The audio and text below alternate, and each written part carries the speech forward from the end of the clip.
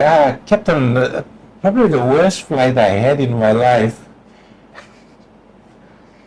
not in terms of the pilot, but in terms of the weather, was one in about 2005 or 2006. I went to Kerema.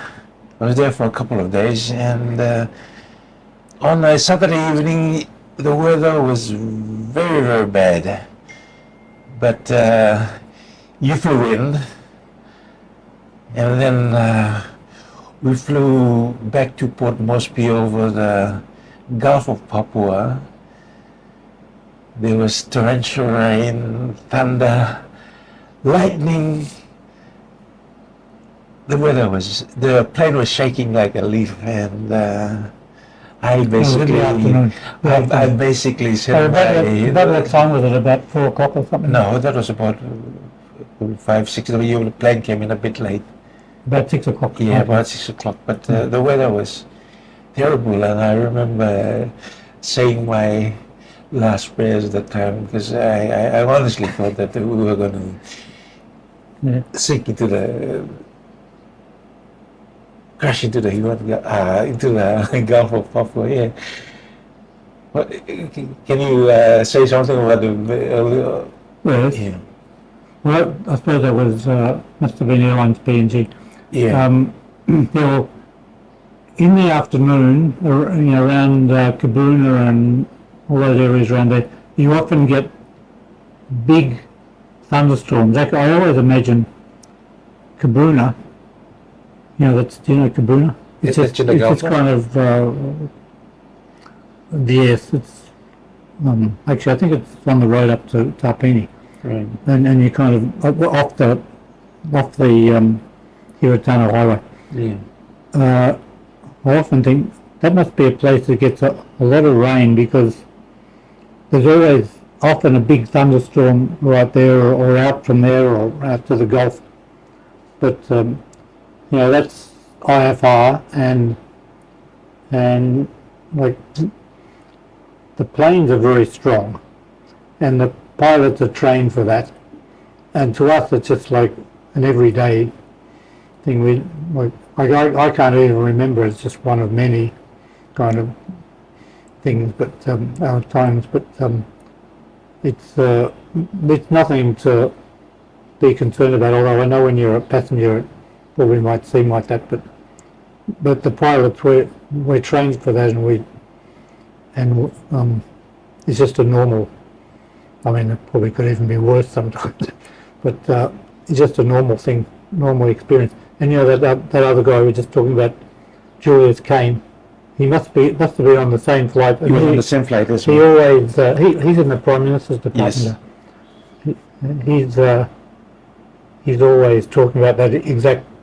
He had his rosary that time. Yeah, I remember. He actually brought it out and started saying his last prayers as well. And the plane was going. It wasn't that bad. Go ahead. That's a kind of reasonably normal kind of weather that you might get in around Kabuna and those places around the Gulf. But and then how was the weather when we got back to Moresby? Was it right by then? Yes. Okay. Yeah, where you see. I can't remember whether we went round it or the normal route, but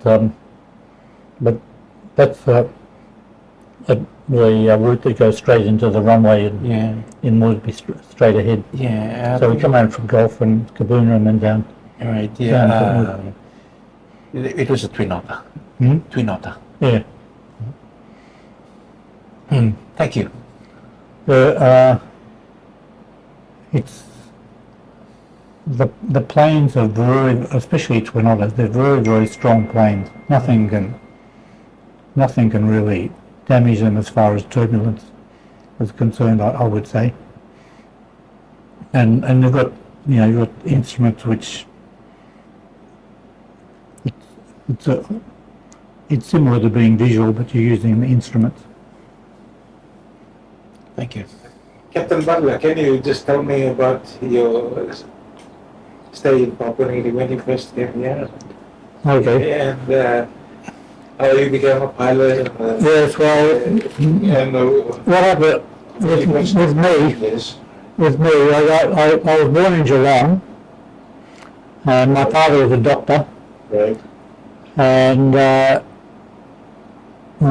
lived my first few years there, and then we moved to Coburg in Melbourne, and we lived actually just near Melbourne's famous jail called Pentridge.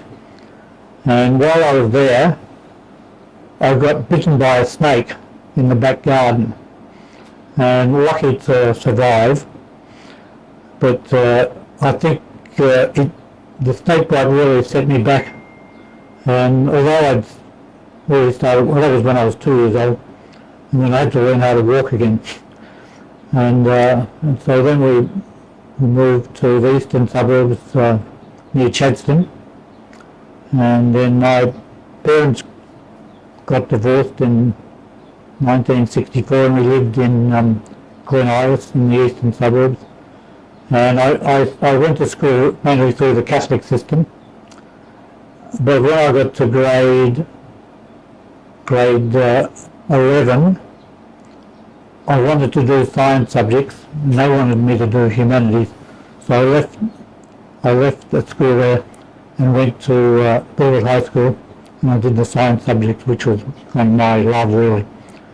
And then I did agricultural science at Wollongong Agricultural College in Horsham in the Wimmera, which is a very flat area with the Grampian Mountains near it. I just loved that area, so I was there for 4 years and did agricultural science. And then I had a few small jobs, but and that's when after I finished there, I had a friend, his name was Edward Carr, and he had a pilot's license. He was a student, and he used to take us on some trips in the weekend, and I thought this is really great, just jumping in a plane, and it was so cheap in those days. I think it was, less than $30 an hour. I know there's been inflation and everything, but you could divide the cost between friends, and within 4 hours you'd be in the Flinders Ranges or anywhere around there. So Southeast Australia. So I thought this is a great thing to do, which I've never even thought of before. Anyway, so after I'd been working at Edinburgh in Western Victoria, in Wimmera, I eventually got a job at Melbourne Uni doing sheep behaviour research with a guy there called Jeff Hudson, designing more efficient sheep yards. And then we started doing, so I got my pilot's license and my commercial license, and then we started doing some flights around Australia, but also to PNG. So I did maybe 4 flights up to PNG, and it was such a great experience. We only did 1 flight PNG all the way through Indonesia to Singapore. This is in a Cessna 210. They're a single engine plane, but they're quite fast. And on Aztec, and flew around PNG. For a young person just flying from Thursday Island in Queensland to Daru, such a quick flight, and everything was suddenly different. I really loved that.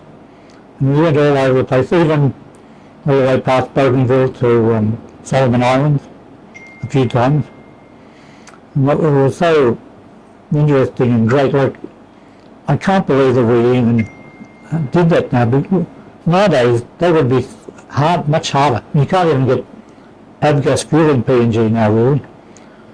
So we were lucky that we had the chance to do that in the days when we could.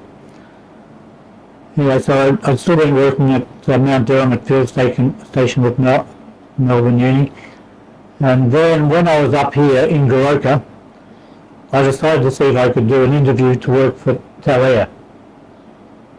That would have been Christmas 1980. So then I got the job with Talair, and the first base was Wewak, and then eventually, well, not long after that, Kiunga, Tabubu, then Daru, Mount Hagen, Wow, Lay, Papandeta, and Awatau. So those were all the main bases. Oh, that plus Hagen. Oh, sorry, I think I said Hagen. And then eventually, by 1984, came to Moresby, here's where I've been ever since. And we started doing all the flights around out of Moresby, all those flights I mentioned before, until I left in, as I think I already said, 1991 to be the chief pilot in MBA, and more or less continued doing the same thing. And then when Talair closed in 93, we employed a big number of Talair pilots into MBA, and it really boosted MBA. Overnight we really set up MBA with the check-in and everything to start doing the flights, a lot of the flights, especially the ones out of Moresby that Talair was doing. So then I was in MBA, and I stayed there until they stopped doing bush flights, and because my heart was in doing bush flights, I went to work for Sanga Aviation, and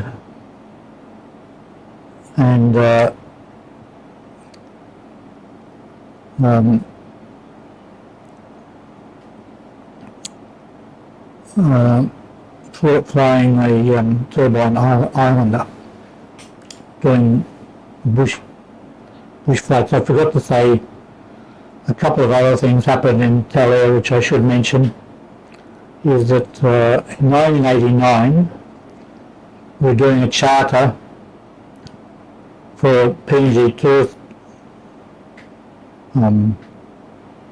Tourism Commission, I think, and we were at Talair, where there's a boiling mud, and I'm doing a film to promote tourism, and I was taking some photos, and suddenly the ground collapsed underneath me, and I fell down a hole full of boiling mud, right up to halfway up my legs, halfway up my thighs, and it was so hot. Like if you see porridge or something boiling, well, it was just hotter than boiling, and it was the worst pain you could imagine. But I still had the forethought to put my camera gently aside. But I did lose my thongs down there. They had to carry me back to the car, and then it was 2 hours down the very bad road in those days from Talair to Kimby. And on the way we had 2 flat tyres and got bogged twice. And there was me lying in the back seat of a double cab car in the worst pain. I just wished they'd chopped my legs off, it was so painful. And we got to Kimby, and they took me in one of those really old stretchers that looked like they had dead people lying on them for about 20 years. And then I said, "Oh, please give me some painkilling injections." And they say, oh, sorry, it's coming, but we just need to know what your name is. And I go, I don't care about the name. I just want to get the painkiller injection. And anyway, so when they gave me the painkiller injection, I thought, I feel like I'm better now. I think I can fly again tomorrow. And anyway, I came up with these blisters about this big all over my legs. And eventually they took me to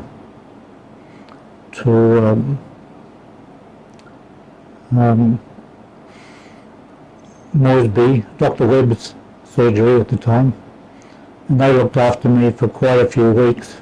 And I just couldn't even lie, and everywhere was burnt. It was just really terrible. Still got the scars. There's actually one scar that looks like a map of PNG. Anyway, gradually got better enough to go home, and every day as I was healing, there was so much skin peeling off my legs that you have to sweep up all the skin around the house, and I couldn't walk. I could just crawl around like this.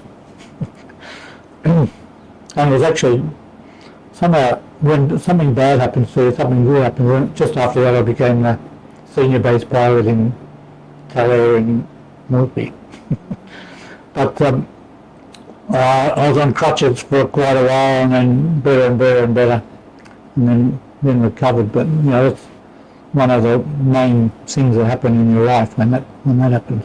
So if anyone's going to Talair, just keep to the walking tracks. And I saw a few other holes which maybe other people fall in as well in the past. So that's just an experience flying around in Talair.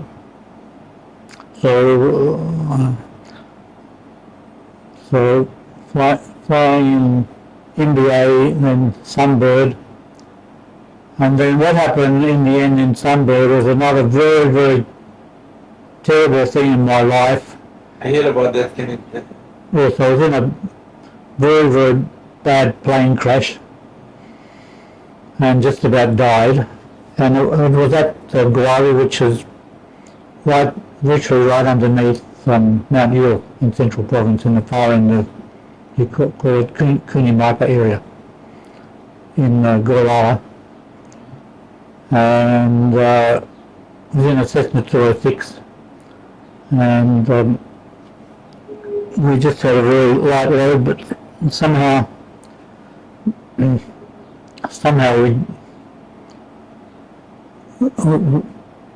I think we just got airborne, and then something happened to the plane, and I tried to come back. The passenger said I did have time to warn them, so we were going to crash.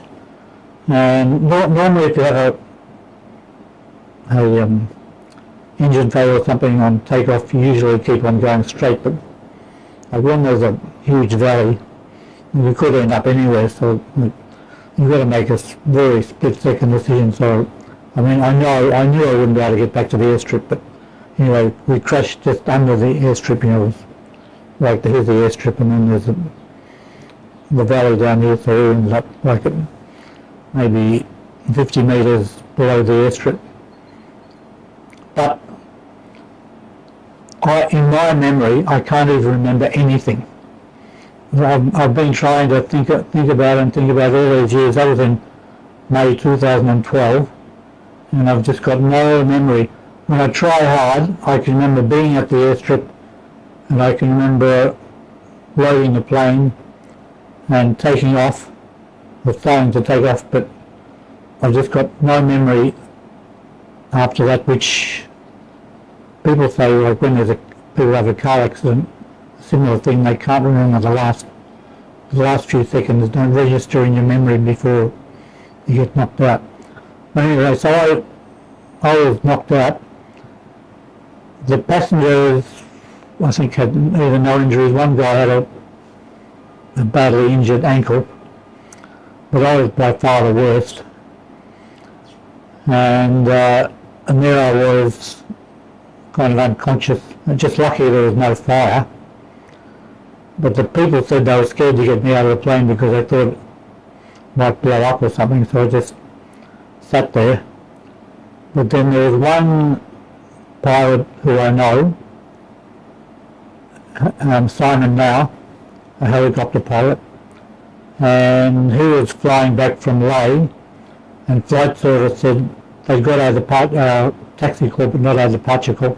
So so they told him to go and look for me, so they easily found me. And I think he hovered his chopper right next to the crash, the wreck, and lifted me in and took me to Moresby, and I was completely unconscious. And when I got to Moresby, they took me to PIH hospital, and then the next day they flew me to Princess Alexandra Hospital in Brisbane on a medevac flight. I was lucky to do that, but I have to tell you, one night at PIH hospital was 14,000 kina. Which, anyway, so there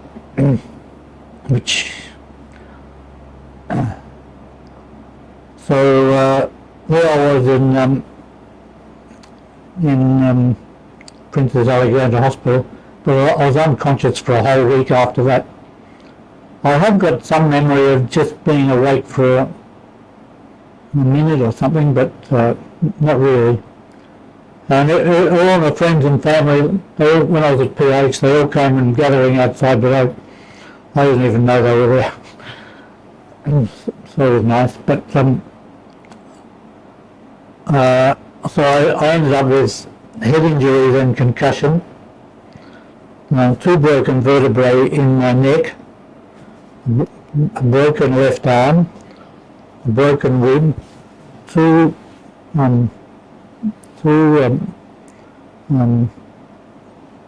bones in my backbone broken, vertebrae, and the sacrum bone was all smashed up, and very badly broken right leg, and the bones are like this, and internal injuries.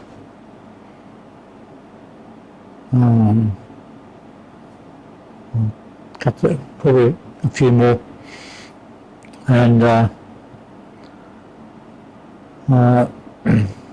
family in Australia really distressed about that, and they all came and visited me one by one, which is really nice of them. They had like a schedule of people coming up from Melbourne to stay for at least a few days each, and so many people visited me when I was in hospital too. And I made a list of all the people that came in case I forgot. And I was in hospital for 10 weeks, but somehow I recovered so quickly. It was miraculous, really, I have to say. And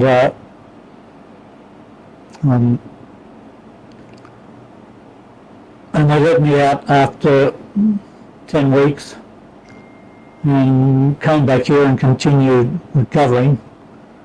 But then I had the most terrible battle with cancer at the time. Like, I was recovered, but I even ended up in court. Terrible situation, and which made everything even worse for me. But then eventually I got a job with Sanga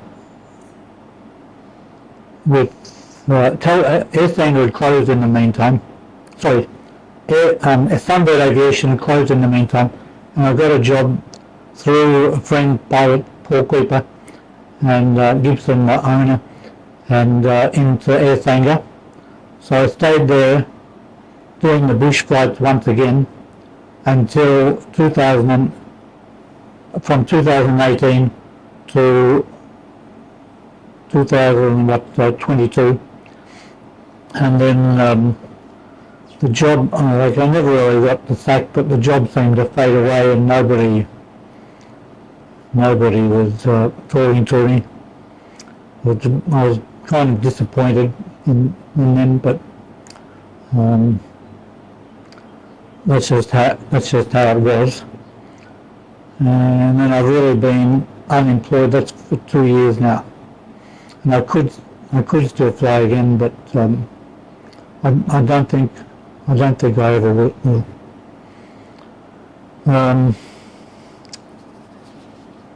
So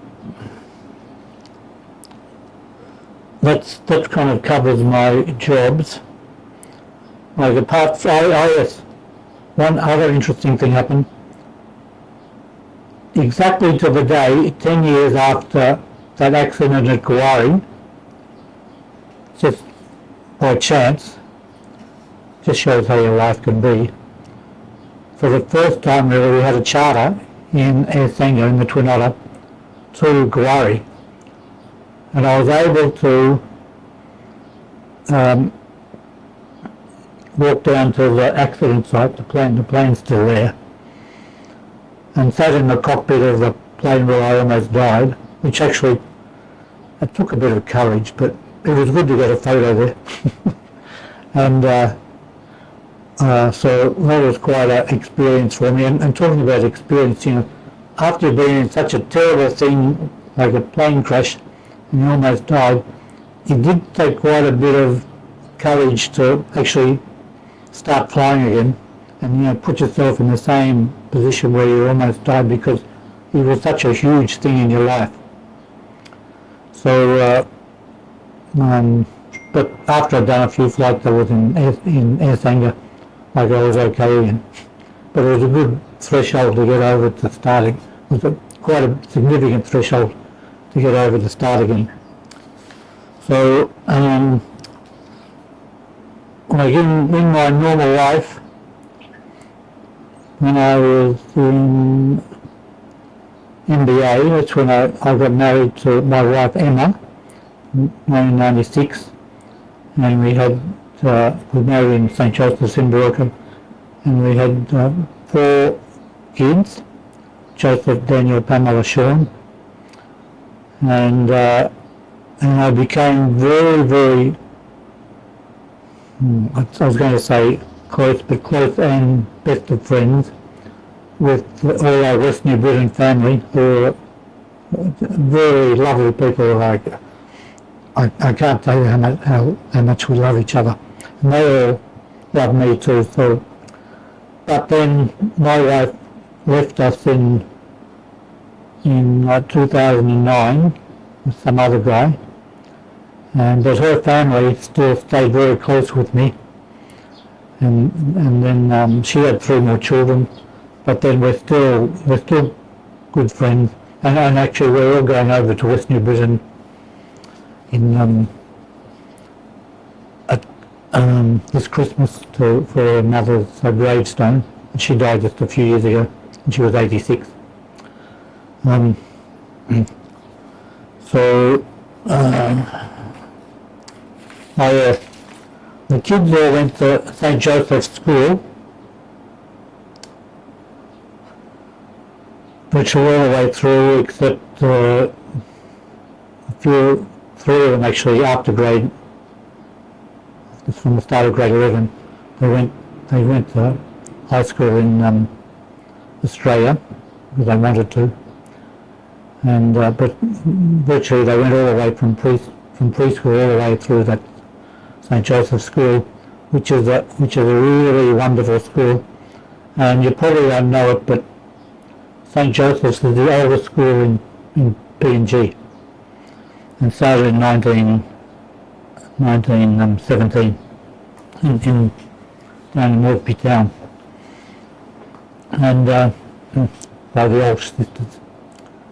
And the school has got I was on the school board, and the school's got such a wonderful history, and I helped write the history of the book for the centenary in 2017, except we took a bit longer to write it than we hoped because it was a bit hard, but eventually the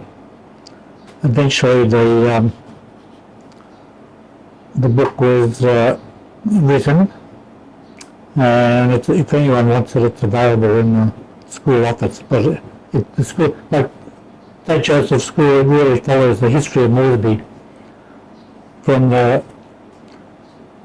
from those early times, which was actually during World War I, 1917, through World War II and the bombing around Moresby, and some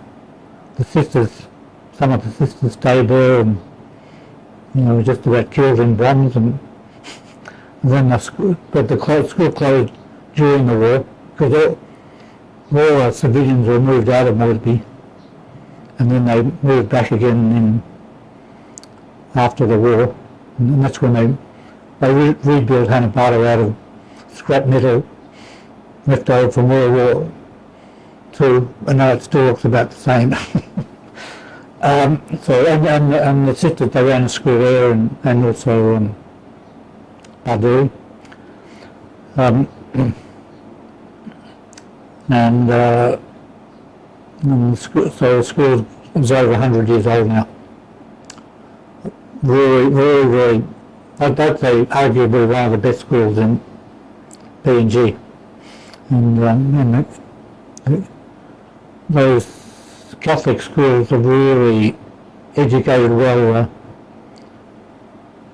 the generations, especially since independence, of people, leaders of the country. But a bad thing happened this year when my son suddenly found out that he's got a tumour, or a cancer, and but just good luck. I knew he had to get a house in Brisbane, so the year before we'd got the house in Brisbane, so at least when he went down to get treated, we had a place to stay.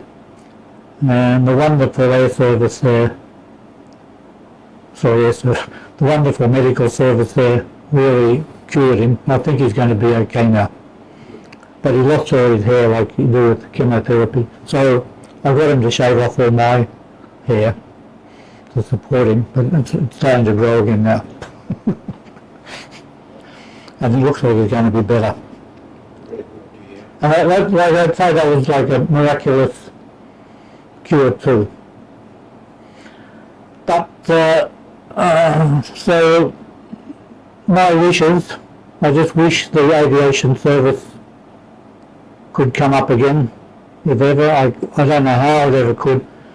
We have got this aim of starting a company called Air Tirana, mainly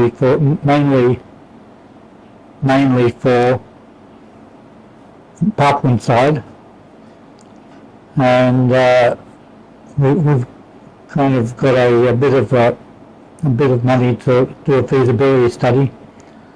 But when you just think of it's like starting everything all over again. How would you ever train pilots? So the flight of the bush airstrips, like, there's really at least 7 years of training. So, like, even the people to do the training really hardly exist anymore. So it would take a long time. When you think of how long it must have taken for Talair to get started, or TAL at the time. So that's my wish. As we were just saying before we started talking, I wish the young people in PNG, actually I would encourage young people in PNG to take up aviation, but it's not an easy industry anymore, and it's so expensive and so hard to get into, and then the companies aren't treating the staff kind of very well these days. So it could be a wonderful industry if only it could be like that again. But as I saw at the start, those other guys we interviewed, they all had main points, but there's lots of other main points about things we'd love to happen in PNG, but I could mention those, but I'll just leave it to focus on aviation. Could you just give me your thoughts on Papua New Guinea over the last 50 years?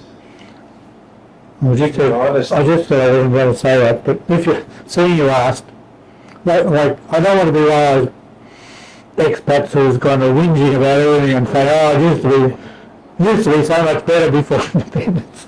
But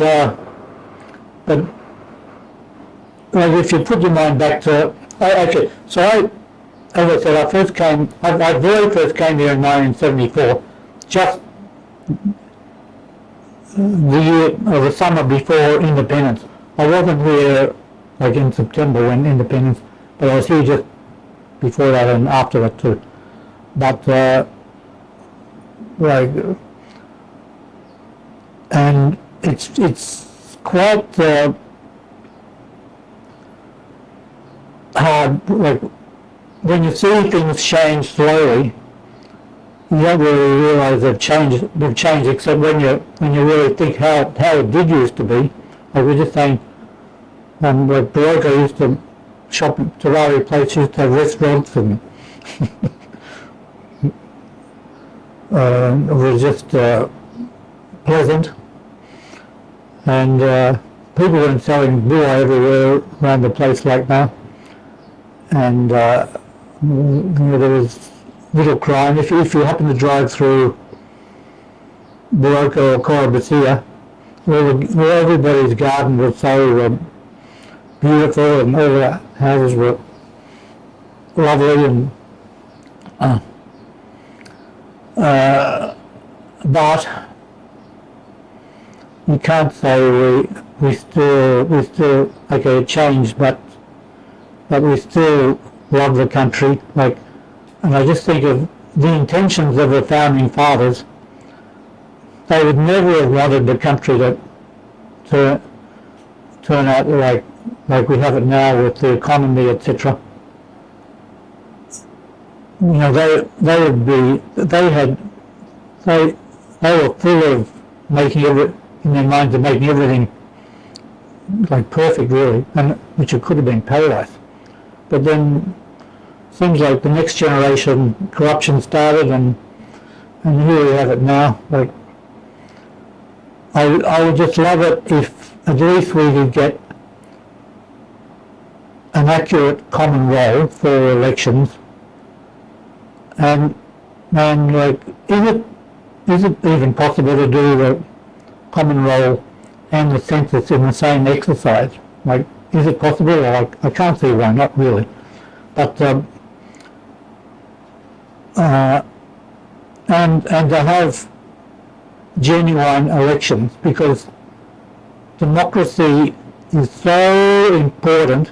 It should be nurtured and loved, not just taken for granted or abused, because that's at the moment, that's, you know, having block village voting and like burning ballot boxes, and even whole containers of ballot boxes are burnt, and the remaining ones are still counted, and the election kind of result announced, which, you know, it should have been held again with that many votes destroyed, ballot boxes destroyed, and then even the last elections were like, it's going into history now, but it like, how could it be a legitimate election, really? So, like, we want all the right people to be elected, and good leaders, and people to not vote for the one talks, but vote for the best people to run the country. And I know that's maybe an impossible dream, but if only.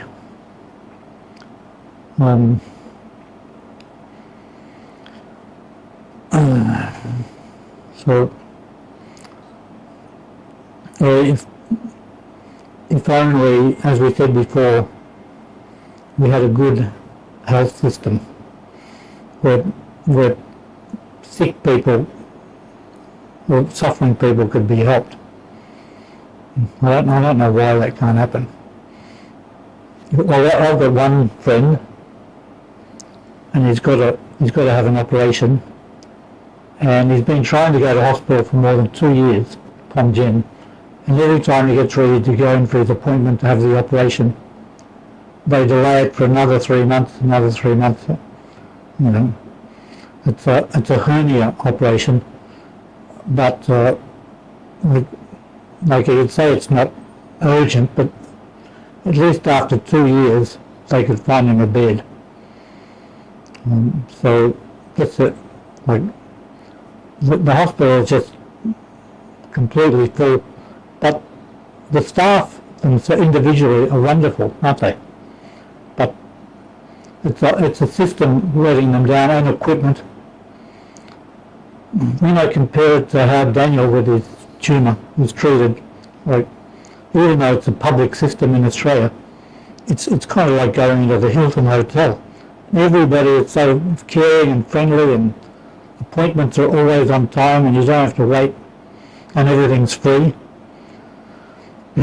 Where, like, it just makes me appreciate that so much, and I feel sorry for people in hospital in PNG, and like if you go to outpatients at PNG, and like all the beds are so close, and the staff are trying to do their best, and there's even people looking like they're dying all over the floor trying to get in, and even ants crawling across the floor eating the blood, and you sit on the seat and bed bugs are walking towards you. But it's just, if only health could be funded, that's what it goes along with flying to the bush and helping sick people.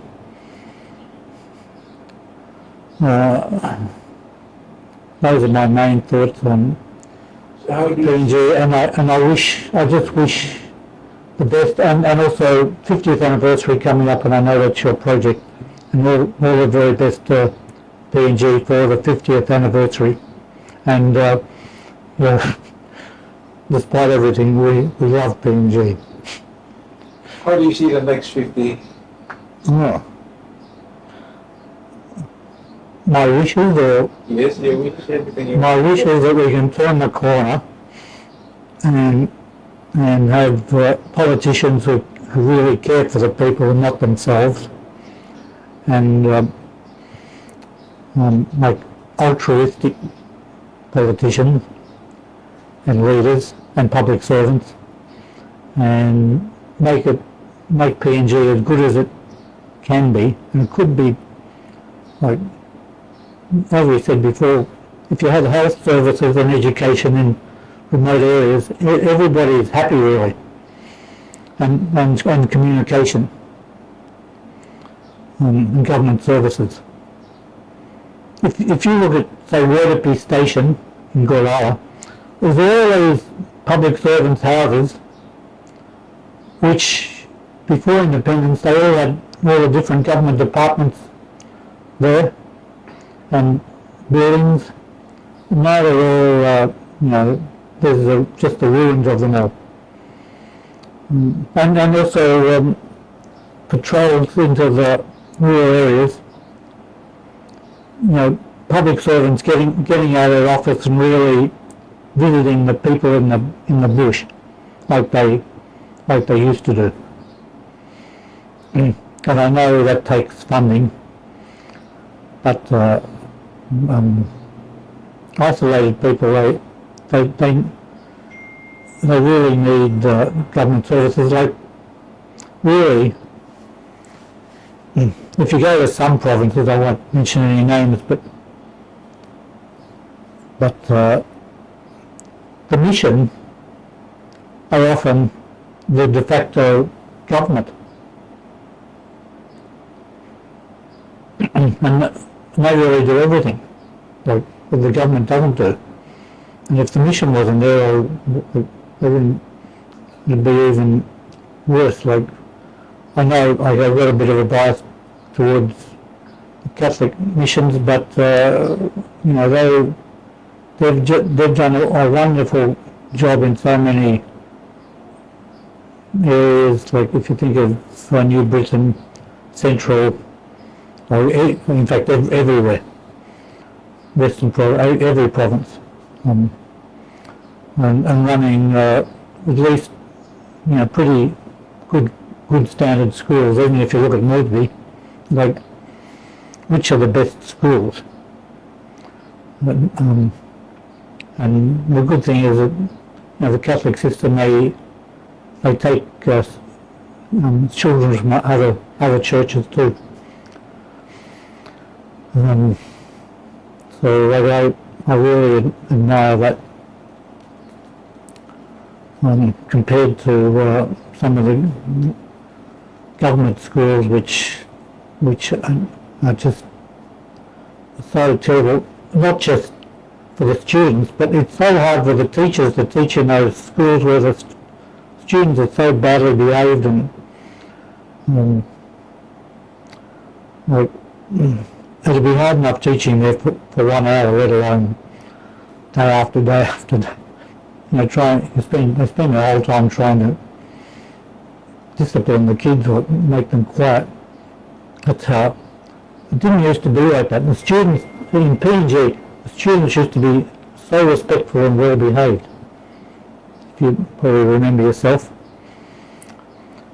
But that's about all. I just wish all the best for the next 50 years and hope everything can gradually improve. And I would really encourage all the readers to be like that. I'm just one humble little person, but I love PNG like my second home.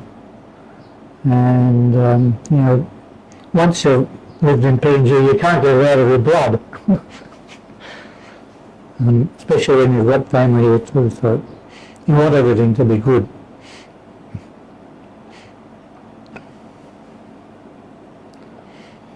What are some of your best memories of the rural areas of Papua New Guinea? Like The places where well, I have to say, and everybody knows it, my favourite area is Gorlala. And everybody's always critical of Gorlala people, but in reality, they're the nicest people that you'll ever come across. And one thing I like about them is they've got a good sense of humour. In fact, they've kind of got a bit of a sense of humour like me. And although they live a very hard life, they can be well organised, and they really want, like, I know it's easy to use the word development, and development, you've got to make it happen yourself, and like sometimes development is getting a road and more government services, but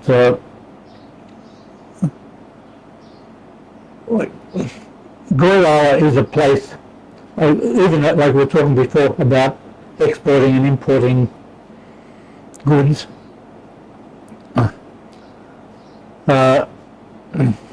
Gorlala could produce all the vegetables for Port Moresby. So you can grow everything there. And like, it is such a beautiful area if people have never been there. We're really one of the most spectacular areas in PNG. And yet, people come from Gorlala and go and live in the dump and think that's better. But Gorlala people, we're very good friends because I've been doing the flights there. And especially when you go to Gorlala, the people are so good.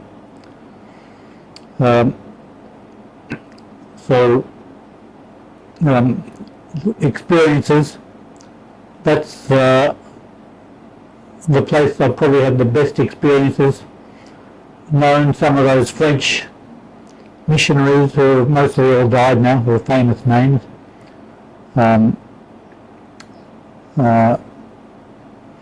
Because the first Catholic missionaries came to New Ireland in 1884, I think, and then gradually moved into Gorlala. And there's famous names like Father Dubuis, and he was murdered, and during World War II, and huge amounts of building, and those people would have thought Koala would have been huge now. They would have known everything. There would have been about 8 priests in Nongi and sisters and brothers, and building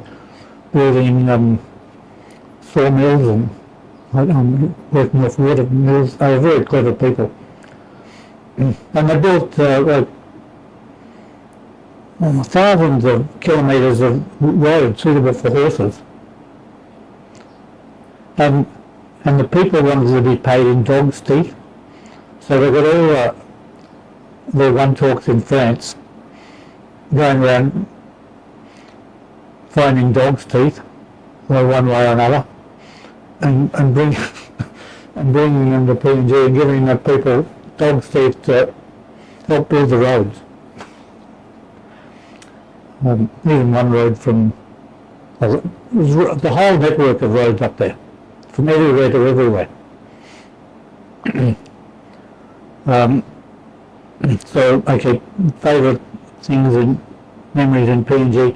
Also, places where you go for an overnight or stay for a few days during a charter, like Kirrawinga or in the back, or Karawari, or Andrea Lodge, or Tari, and I can remember one time we were doing helping make an advertisement for Camel cigarettes, and we had to fly to Wildwater Falls every year. Have you been to Wildwater Falls? Yes. It's a beautiful waterfall there, and the idea was that this guy, he was flying over PNG and had an engine failure in a DC-3, and he parachuted down and then somehow got in a canoe, and the canoe went over the waterfall, and then the canoe went over, but he had sailed down the side of the waterfall and sat on the bank of the river and had a Camel cigarette. They made a little movie for an advertisement like that. And we had to fly the people there every day from Tari, and they all stayed in Edinburgh, and I was staying in Tari in a guest house. Every day for a few weeks or something, we'd fly backwards and forwards from Tari to Wildwater Falls. Now, those kind of experiences, of which there are many good times we had. I ended up doing 26,000 hours, but I think that might be my limit of hours. I don't think I'll do any more. But I mean, every day was an adventure to me, and met so many good people and so many friends that I've still got. And flying around prime ministers and Michael Somali, and there's a lot of things I wanted to say to Michael Somali, but I was too shy. I couldn't get the courage to go and talk to him properly. But I did meet him a few times, and actually he used to go to St. Joseph's, and he always used to say hello to me, which I was quite happy. I was very proud of myself that he would do that. But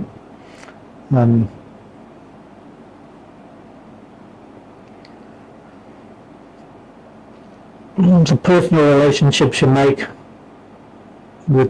because a lot of the customers we have, especially Goralas people, they're the same ones that travel backwards and forwards and backwards and forwards, like trade store owners, backwards and forwards and backwards and forwards. And you carry their mail or things that are important for them, or bring back things for their families, and you always bring in food from especially things to sell, like most of the peanuts we probably see around Moresby that they sell by the side of the road probably come from Fane.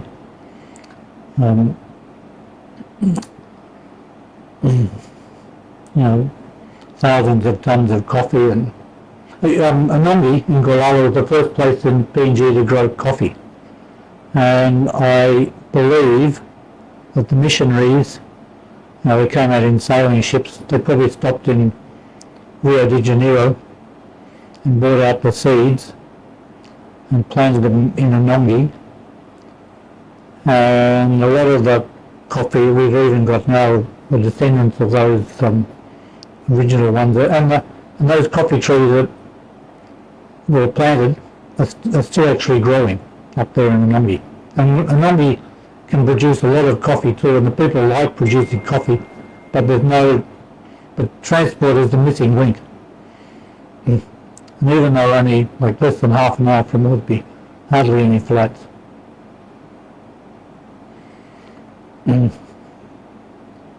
But yeah,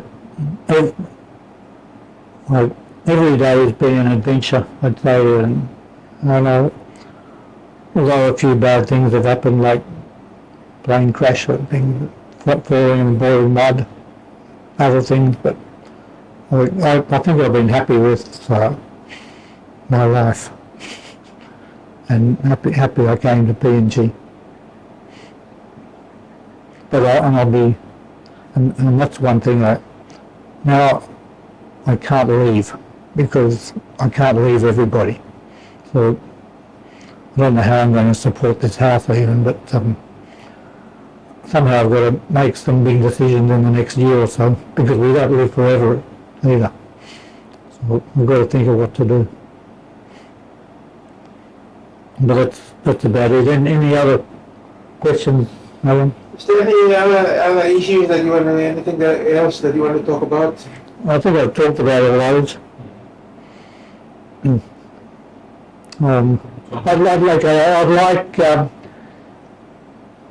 young people in PNG to read more and to learn more about, especially their modern history. And there's so many good books you can read leading up to independence, like that book, Pathways to Independence by Rachel Cleland. I'd really recommend it, about the period between the end of World War II and self-government. It was such an interesting time when so much happened, not just in Woodby, but all over the country. Like the village, what do you call the policeman, that village, the village constable. Yeah, all that kind of thing where guys were appointed as policemen in the villages, and the court system set up, and it was such an interesting time. And I know there's good and bad side, but there's things that happen and could have been done better, but plenty of good things happen. And but that's history. But good to know about all the good things that happen too. But they're learning about our history. Even the history of what's happened in aviation is significant to me. I'll show you that book on the centenary of St. Joseph's before you go. Okay. Did you talk about agriculture already? Agriculture in PNG, or? Yes, they need to fly in agriculture produce like coffee. Slogan. Flying in agriculture. Oh, okay. Okay. Well, yes. To me, the answer to PNG's economy is agriculture. I think you agree. Right. Yeah. And PNG could. It's only organisation. PNG can be supplying food to China and Asia, and everywhere's crying out for food, and the population of the world is increasing, even PNG, and we need more and more food. PNG is such a rich country, and like, even on that little flat area in Tapini in Gorala, you can grow people can grow a huge amount of food. Where the there's areas behind there, where they used to grow strawberries. You can grow everything, but transport is the missing link. And there's that road to Tapini, and when was that built? In the 1950s or something. But even now it's closed most of the time. And people always have this dream about opening roads, but it never seems to happen. But in the meantime, aviation is the alternative, which I support. But it's got to be affordable somehow. And I believe if the world knew how important aviation was in PNG, that there's any amount of money available for helping third world countries, and even all the money we get from oil and other minerals, which if properly spent could be helping people. But the costs have definitely gone up. But agriculture, like, just think of every crop. We could be even flooding the market in Australia with pineapple. But it's only management, and then so often we see an agricultural company doing well, all because of one manager, and then he leaves, and then there's no progression, and then everything collapses again, because that's one example was the guy I used to have at Oxartman, and he started the vegetable market. Although to their credit, the vegetable market is still going, but quite strong, but not quite like it was then. But the people really got in the habit of growing vegetables around the mountains in the West Sea Peak Mountains, but only supplying because of Octetti Mine. If it wasn't for Octetti Mine, well, the economy around there would fall apart or collapse. But the people there in those mountains, they're the Min people, they're very, very good at growing vegetables. And they grow heaps of vegetables. Every day planes pick up vegetables. That's one area where there is aviation, but only because of it's got the vegetable market to support it.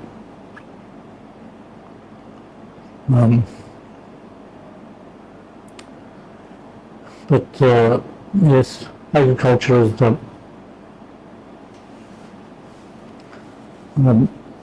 answer to the PNG's economy, I think, and it keeps everybody involved, and everybody can make their own living off it. Especially, just think of the Wagi Valley. It's so productive, and vegetables there are so cheap compared to Moresby. What else, Melon? Thank you. Before the batteries run out. Yes. Yeah.